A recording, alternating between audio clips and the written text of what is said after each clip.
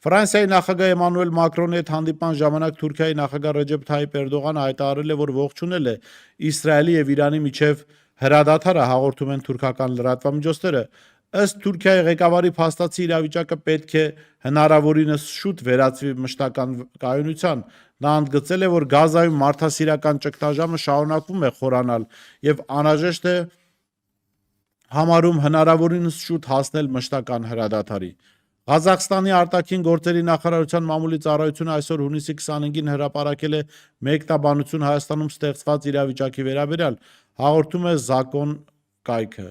Ինչպես ընդգծել է Ղազախստանի արտաքին գործերի նախարարության պաշտոնական ներկայացուցիչ Այբեկ Սամադիարովը, Հայաստանում տեղի ունեցող իրադարձությունները երկրի ներքին գործերն են։ Ղազախստանը զարգացնում է լիարժեք համագործակցություն Հայաստանի հետ, բարեկամության եւ ռազմավարական գործընկերության ոգով։ Մենք գնահատում ենք մեր երկրների միջև ձևավորված փոխադարձ վստահության մթնոլորտը։ Մենք հայ ժողովրդին մաղթում ենք խաղաղություն եւ բարգավաճում։ Իրանի խորհրդարանը հավանություն է տվել օրինագծին, որը նախատեսում է դադարեցնել ՄԱԿ-ի միջուկային վերահսկող մարմնի հետ համագործակցությունը, հայտնել է պետական լրատվական գործակալությունը։ Խորհրդարանի խոսնակ Մոհամմեդ Բաղեր Ղալիֆբաֆը պետական լրատվամիջոցներին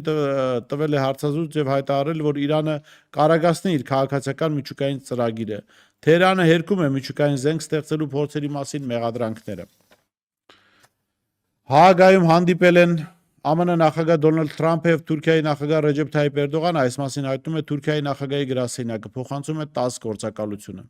Հանդիպման ընթացքում քննարկվել է Թուրքիայի եւ ԱՄՆ-ի հարաբերությունները, տարածաշրջանային եւ գլոբալ հարցեր։ Էրդողանը ողջունել է Իսրայելի եւ Իրանի միջև հրադադարը, որը ձեռք է բերվել ԱՄՆ միջնորդությամբ։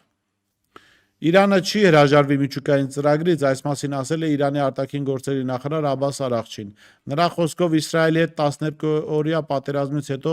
Թեհրանն ավելի վճռական է դարձել։ Մենք չափազանց շատ բան ենք ներդրել այդ տեխնոլոգիաների մեջ, գիտնականները զոհվեցին, ժողովուրդը հանդուրժեց պատժամիջոցները, մեզ պատերազմ պարտադրեցին։ Իրանում ոչ ոք չի հրաժարվի այս ծրագրից, հայտարարել է Արաղչին։ Իրանի հյուսիսում գտնվող Ռեշտ քաղաքում հոբ համակարգերը մի քանի մարտական մինի ԱԹՍ-ներ են խոցել, հաղորդում են իրանական լրատվամիջոցները։